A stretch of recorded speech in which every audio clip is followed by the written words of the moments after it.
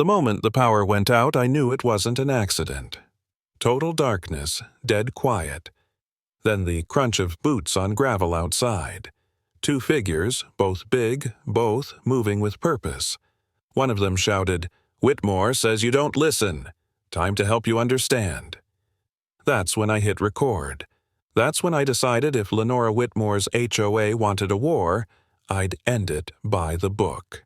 3 years ago, I bought this 5-acre plot to get away from everything traffic bureaucracy office politics. I'd spent 15 years as a building inspector watching how people twisted regulations to get what they wanted. I was done with that world. Out here, I answered to dirt weather and the occasional stubborn chicken.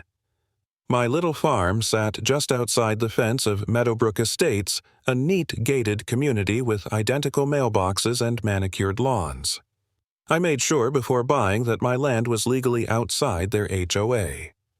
My deed survey and the county zoning map all said the same thing, not subject to any homeowners association jurisdiction. And for a while, life was good.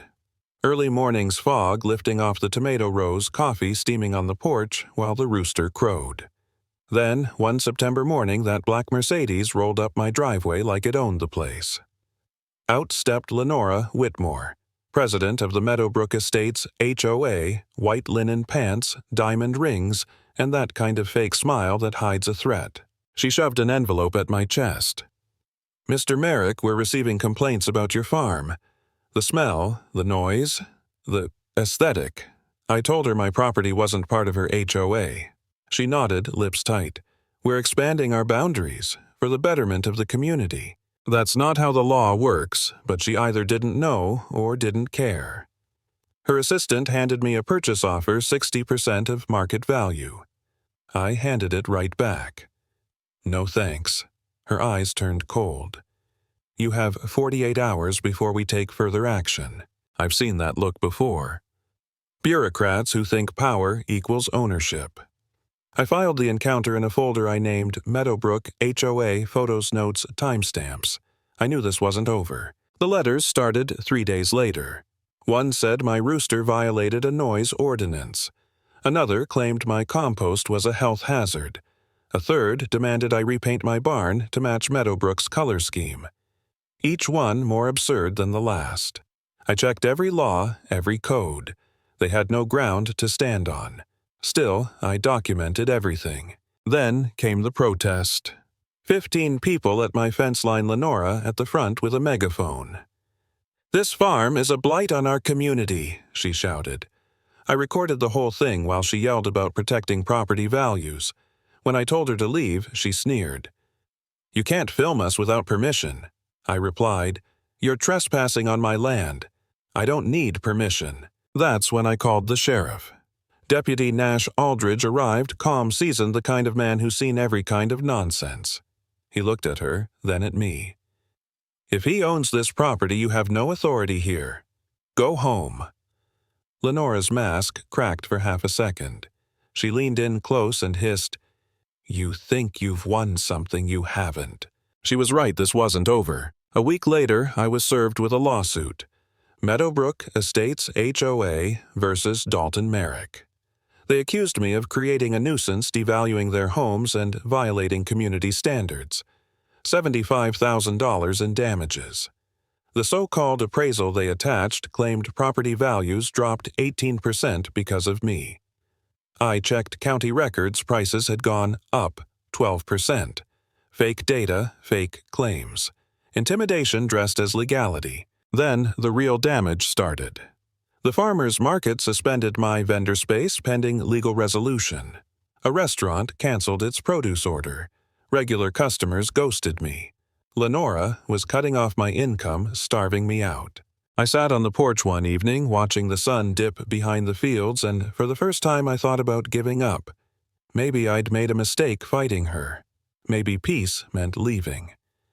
Then I remembered why I left the city in the first place, because people like her win when others stay quiet.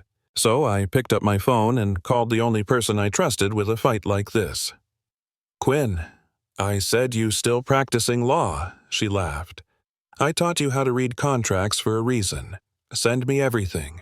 I spent the night scanning documents, organizing evidence. When she called back, her tone had changed, sharp, determined. "Dalton, this is textbook harassment. We'll counterclaim for defamation and abusive process. And if we find she's done this before, we'll make it a pattern of misconduct." For the first time in weeks, I felt something close to hope. Then came that night. It was cold, late September air, thin enough that my breath fogged under the porch light. I was locking the chicken coop when the lights went dead. All of them. Total black.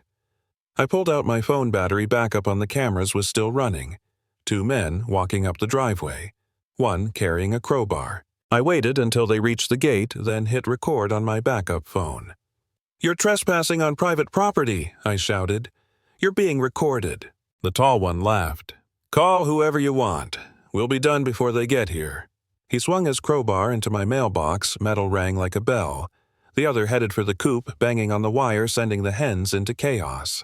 I flipped the emergency breaker inside my shop. Every LED floodlight exploded to life.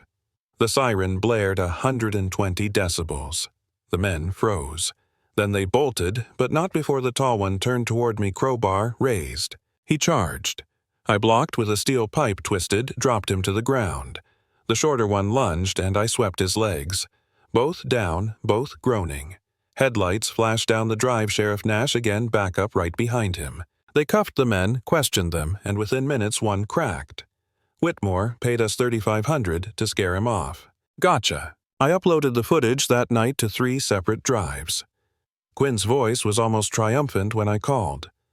"They just turned your civil case into a criminal one." By Monday, the video went viral, 500,000 views in 2 days. Title: HOA, President Sends Thugs to Attack Small Farm Full Evidence. Viewers were furious. Lawyers broke down the case in comment threads. Reporters came calling. I told them the truth. Fear isn't useful. Documentation is. Then something unexpected happened. A woman named Talia called me. Quiet voice, nervous. "I work for the Meadowbrook HOA," she said. "I have proof of what she's been doing." We met at a coffee shop out of town. She handed me a USB drive, emails between Lenora and her lawyer's, payment records disguised as security consultation, even bank transfers from HOA funds to the same 2 men who attacked me. She'd kept them just in case. I sent it all to Quinn.